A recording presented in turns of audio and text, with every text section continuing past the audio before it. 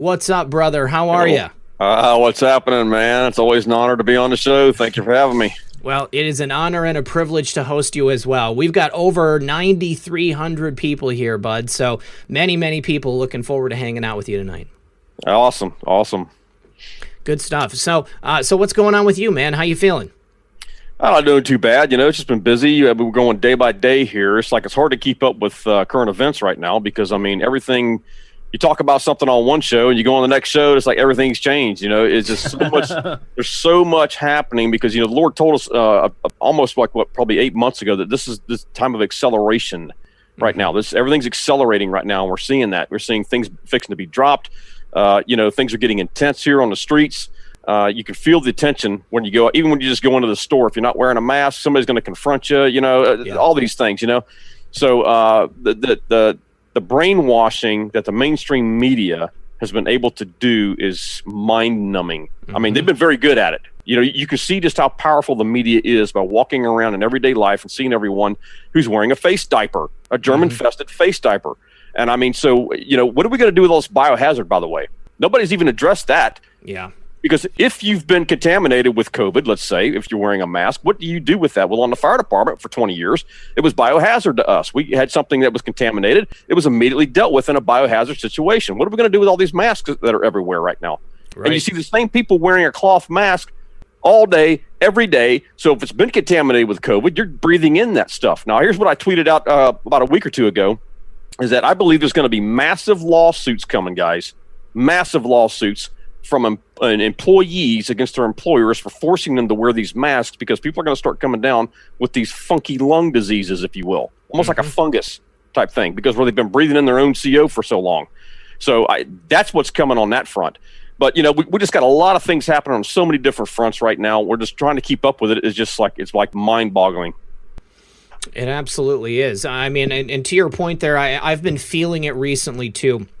Not only from what I've seen, from what I've been reporting, but even just going out on the street, I have been getting those dead-eyed Karen stares when I go into a business or a restaurant without my mask on. Right. And, and it's like, to be quite honest with you, they have absolutely no idea who I am or what my history is. I might have asthma. I might have, just smarter political beliefs than them. It's none of their business either way. But they give you this stare like your choices are going to then reflect on them in some way, or like I'm destroying America because I don't choose to go along with all the rest of the sheeple, and it's none of your business. This is my life. I want to live it, and I think that it's absolutely unconstitutional and unsanitary to force me to have to wear that face diaper. I love that. Yeah, and here's the other thing that I feel bad for the business owners because like my sister is in a county where it's mandatory masks.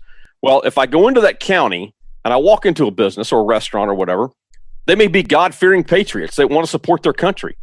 But when I go in there and say, look, and they're very nice. Like I give you, for instance, they were very nice. They said, look, we have to abide by this. Otherwise, they fine us. Mm-hmm. And it's like, so now what it's done is it's put the business owner, pitting him against the customer that comes in there. And I kind of feel bad because I don't want to see them get fined or shut down because of something that I'm doing. But at the same token, it's against my constitutional right to force me to do this. Mm-hmm. And they know that. And they want to support that. But, it's like, what do you do? And then you've got people out here like Marco Rubio, who I'm going to call out. I've been calling this guy out since before 2016 down here in Florida, who's absolutely worthless. This guy is wanting to literally make people in Florida wear masks. I've been calling this guy out on Twitter for the last 2 weeks because he keeps putting this stuff out. You know what I mean? And luckily, praise God, we've got a governor that's been standing up to this mess. Now, he's caught in the middle between because Florida's a melting pot. You've got a melting pot of everywhere. That's why we're a swing state here. And I've been saying that Florida and Texas have been under attack for a long time now because they're trying to battle it out. They want to turn them into another California because that's the next highest number of electoral votes come from Florida and Texas. Mm-hmm. And they're trying to move people in here from the Northeast, bring their voting ways in here. And we've got so many people in here, but the governor's been able to stand in between the two so far and maintain it. And he's not done anything as far as mandatory masks are concerned. So I'm proud of the governor for doing that, Governor DeSantis. Mark, I had a guest on from Florida, Reba Sherrill. She's running for Congress in Palm Beach.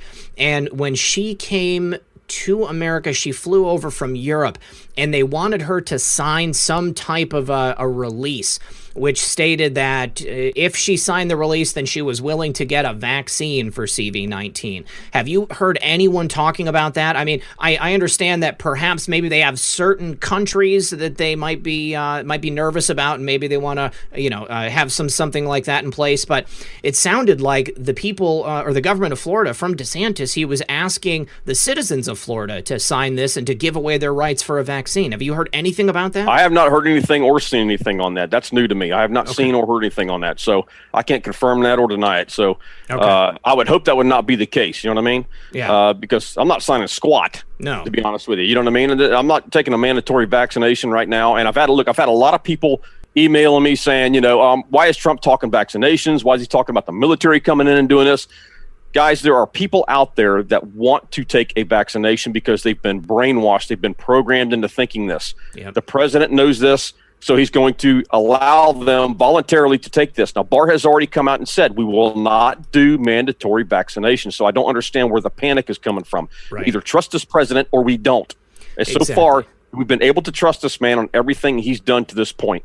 Yeah, I mean, it's all about optics. I mean, he has to give people the option. I mean, this is still a free and fair society. That's right. We have rights to choose. President Trump gives everybody every single option. The press is not going to be able to scream at him about it. He says, hey, look, you wanted this. It's there. You go ahead and take it. Nobody is talking about forcing us.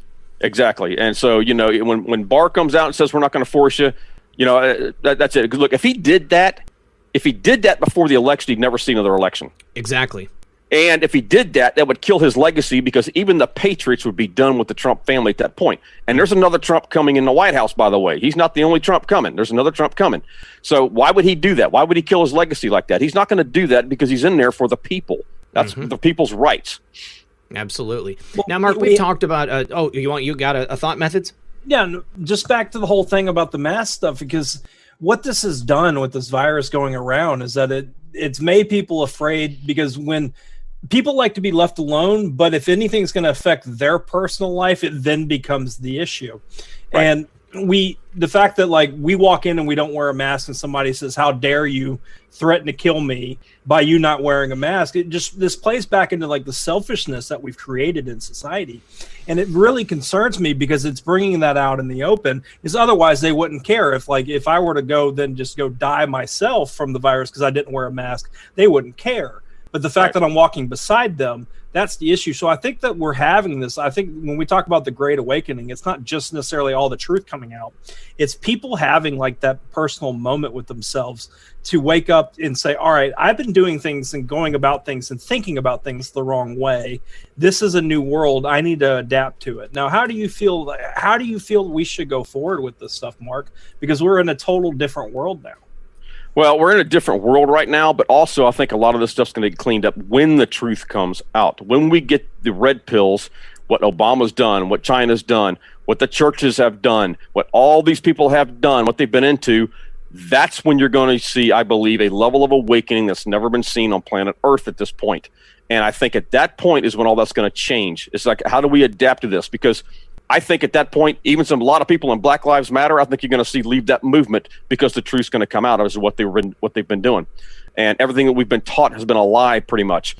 So I'm not too worried about it. I think at some point when we get to the top of the hill, so to speak, this crescendo in this battle, when the truth really starts coming out, that's when I think things will start easing off as far as the truth's coming out. We're not going to get in these battles in the grocery store over a mask or over this or over that. I just think it'll take care of itself, honestly.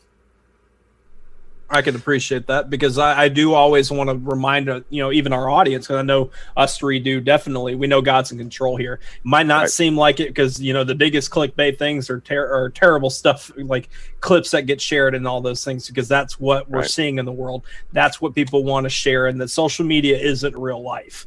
But we are having...